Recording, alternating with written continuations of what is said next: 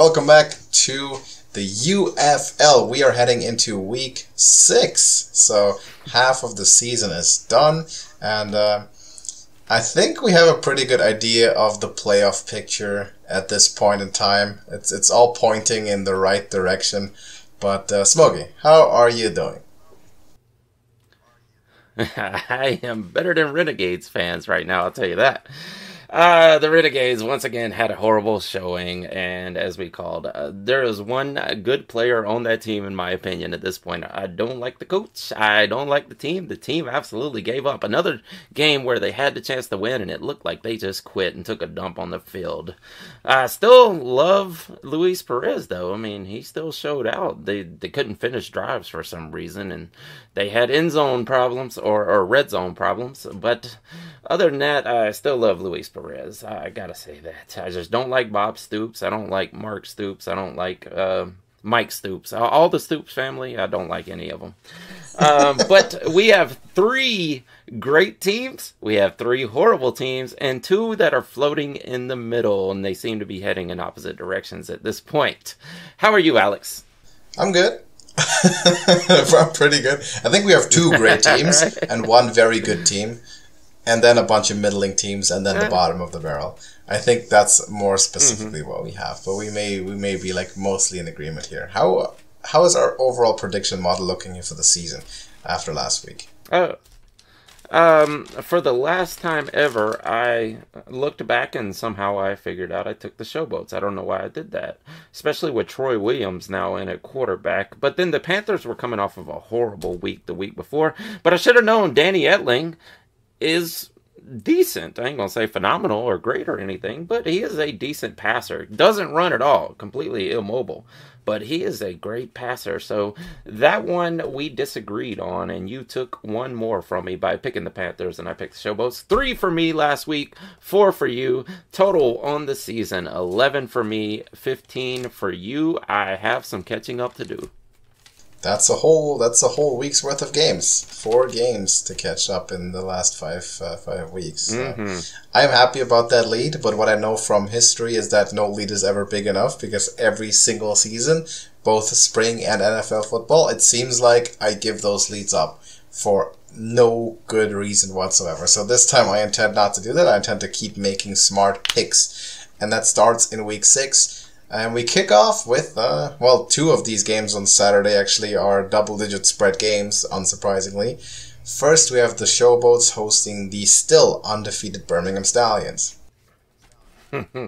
Yeah, these games are pretty much cut and dry right here, so I'm hoping you go out on a limb and don't just copy all my picks. But I know who I think is going to win all these games. I can go first if you like, then you can copy my picks. It's all good. Well, I feel like no matter what, we're going to have the same picks, because these games are all pretty much set on who's going to win. There's not much doubt on who's winning these games, unless you just feel like you get a wild hair and want to pick something else. I'll go first. The Stallions absolutely dominated on the ground. There was no doubt about that. They killed the Roughnecks. The Roughnecks are probably not going to win another game for the rest of the season unless they're playing the Renegades, because they got killed. They are dead on the field. They got ran all over. Adrian Martinez might be the best running quarterback I've ever seen. Michael Vick, eat your heart out. Adrian Martinez just killed it. And then it lasted. Yeah. Oh. Yeah. Well, yeah. I don't know that Matt Corral is coming back after a performance like that. Not as much of a passer as Matt Corral, I will say that. But, decent, but he can just run all over anybody, in my opinion. Ricky Person, once again, scored a couple of touchdowns, and he looked great. Here is a crazy thing. A name that popped up out of nowhere. Larry Roundtree III. I had not heard that name since he was standing behind Drew Lock at Missouri. I had always wondered what happened to Larry Roundtree. Here he is. He's on the Stallions. Of course he's on the Stallions. Anybody good ends up on the Stallions. Jay Sternberger had a touchdown. Skip Holtz has this team running. Deion Kane out there catching passes. On the other side, the Showboats are absolutely horrible with Troy Williams. Not that they were much better with Case Cookus. Not a lot of bright spots. Maybe Daewoo Dawood Davis and Vinny Papale and say Sherrod. Yeah, John DeFilippo, you're going to lose a lot of games coming up till the end of the season. Stallions easily on the road here. I remember Roundtree from when he was on the Chargers, actually. I think that's the team that drafted him as well. Oh, he did, but, yeah. Yeah, not a big name in the NFL after that, but in the UFL, yeah, he's making his rounds. Stallions, look, man, they're catching speed. This could be an undefeated season. I think this could really be an undefeated season. I realistically only see St. Louis in their way. The way that the Battlehawks are playing right now, they can do it. But right now, I mean, the Stallions are catching fire. I'd say stick with Martinez at this point. Maybe if you play St. Louis, you consider the 2-quarterback system again if you need to end up having to pass the ball. Normally, I'm never an advocate of it, but for now, it's the gears are clicking. Everything's fine. Stallions keep doing what they're doing, and they go to 6-0 pretty cleanly and easily here in Memphis in front of 2,500 people, probably. Most of them Birmingham fans on the road. Roughnecks and the Battlehawks. Yeah, I mean, pretty much dead set here. There's not much. This is 1-4 versus 4-1. The Roughnecks are coming off that horrible loss. Like I said, they were murdered. The Battlehawks looked absolutely wonderful. AJ McCarron out there. They disposed of the defenders fairly easily. Jacob Sailors, like I said last week, broke out, and he broke out some more. There were 3 touchdowns by the TDs in this one. Hakeem Butler is probably the best wide receiver. They may have the best 2 wide receivers with Jacor Pearson also. Oh my God, Hakeem Butler is amazing. They don't need tight ends. Jake Sutherland, just stay on the bench. They don't need you. Maybe block a little bit. Anthony Betch has this team firing. Yeah, I can't even say anything good about the Roughnecks. They got absolutely dominated. Mark Thompson did not take over as the lead back. I will say that, which I expected him to. Maybe this is load management. Maybe they knew they were going to get blown out no matter what, so just use them a little bit. Maybe there's some games coming up, but you're pretty much out of the running at this point, so I don't know what they're saving anyone for at this point. Battlehawks easily at home. Agree, Battlehawks take it. Biggest spread of the weekend. This is a very dangerous team. This is, I think, the team that can beat Birmingham. And I would love nothing more than to see those 2 teams, which are my 2 favorite teams from each league, playing it out in the championship game. That would be amazing. Battlehawks get it done. AJ McCarron's manifesting his MVP campaign, and he will continue to do so, beating the Roughnecks handily here. Now, Sunday, the 2 games we have are maybe a little closer, maybe a tiny bit at least, but first, it's the Renegades at Michigan. Yeah, these 2 are definitely closer, but I can't pick the losers here, so got to pick the winners. Like I said earlier, Luis Perez is still one of the best quarterbacks in here. I think he still has the most passing yards in the entire league, but like Giselle Brady, or the former Giselle Brady, once said, he can't throw the ball to himself. He needs somebody out there to play. I like Tyler Vaughns and J.P. Payton and Sal Cannella, but this team is not going to win anything if they can't finish drives. The team absolutely gives up at some point in the game. It seems like every week they are in a winnable situation, and then they give up. And that's not going to win anything. I wish Luis Perez would get traded. Maybe take over Quentin Dormady spot at the Brahmas or something. I don't know. Danny Etling, he is a great passer for this league, like I said. And with E.J. Perry out, I expect him to continue to have success. Wes Hills returned to dominance last week. And no Trey Quinn for some reason. Danny Etling seems to have his own group of receivers that he likes to use, and it's almost exactly opposite from what we were seeing with E.J. Perry, because Cole Hicatini, who we hadn't heard much of this entire season, absolutely had a day. So did, if I can get this name right, Siosi Mariner from the old Utah State guy. I remember that name, but never prominent anywhere that I remember. But Panthers should easily also take this one at home because it's the Renegades and Bob Stoops.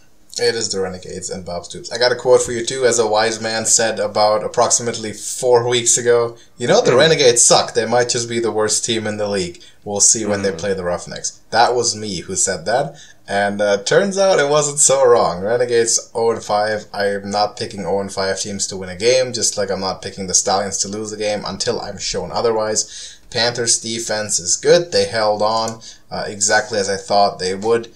Took the ball away from the Showboats multiple times and ended up sealing that game.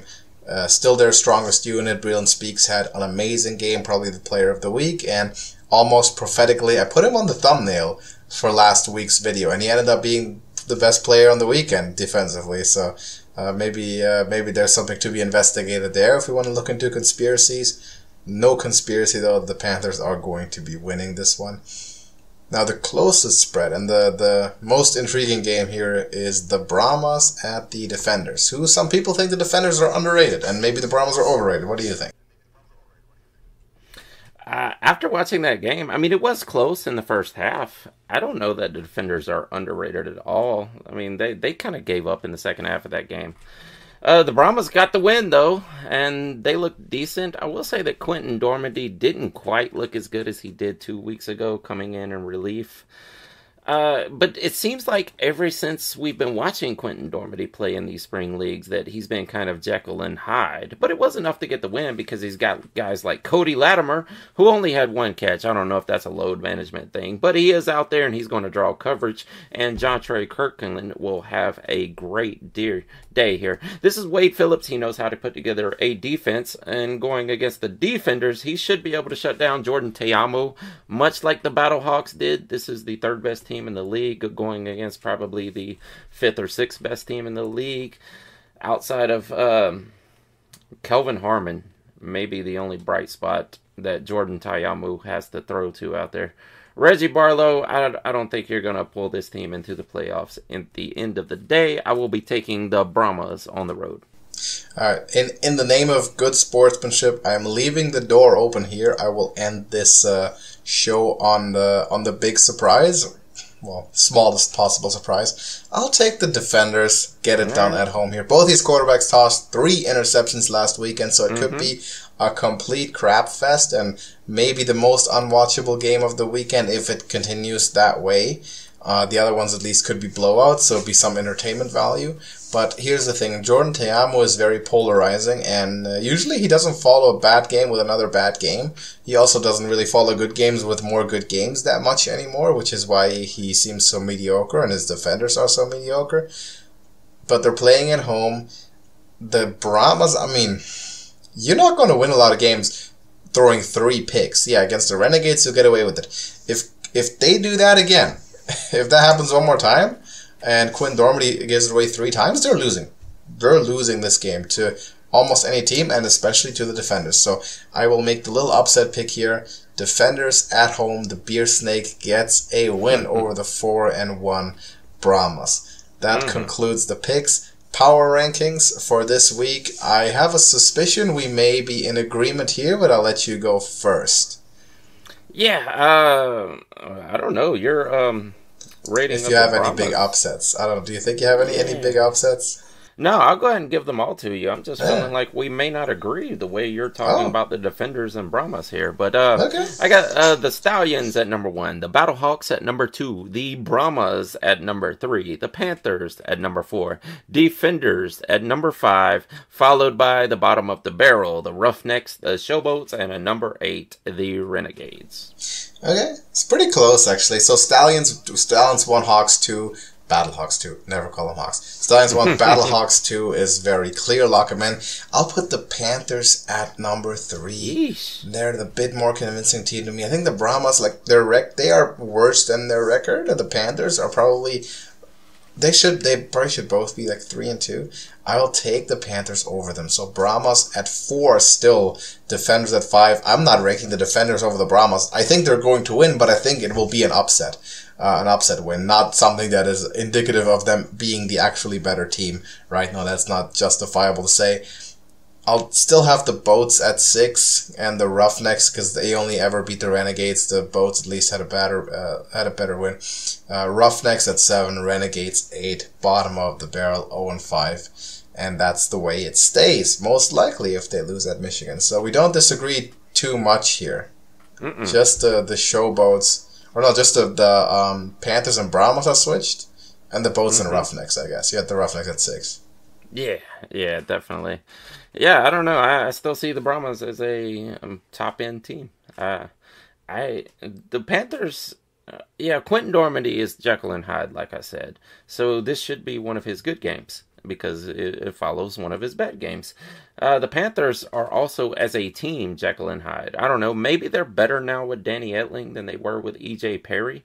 But we've seen them come out and dominate, and then we've seen them come out and blow games. So I don't know. I just feel like the Brahmas are an overall better team. With Wade Phillips as the coach, he can put together a decent defense, which is really bad news for the defenders with Jordan Te'amu throwing picks also. So, I mean, it may be a pick fest. It may. But I feel like this is going to be one Quentin Dormady's good games. And I don't know. I haven't heard the news. Is Gaber supposed to come back at any point? I don't think so. I assume not. See, like I said, they need to go out and trade for Luis Perez, and that will solve all of their problems. That would solve every problem. Also, your conflicting problem with still having Absolutely. Sasso for the Renegades. That's right. Yeah, well, Brahma's schedule becomes the hardest in the final 2 weeks as they are going to play Birmingham and St. Louis in week 9 and 10. So that's when we're going to see what they're made of. But as for this week, I'm just going to give the defendants that win, just to keep it a little bit interesting with our bets as well. But to everybody watching, thank you very much for turning into the Scoreboard again. If you want to check out the NFL Draft Evaluation episode we did this week as well, you can find that on our channel. Drop us a like as always, and let us know in the comments what you think about all these games. Who are you favoring for this week? Is it all clear cut? Any games that you even think are going to be exciting or particularly intriguing this game or this week, or is it all going to be blowouts? Let us know what you think. Leave us a comment, and we'll see you in the next one. Doses. Listen now, we the talk around town. Alex threw the ball to Smokey for a touchdown.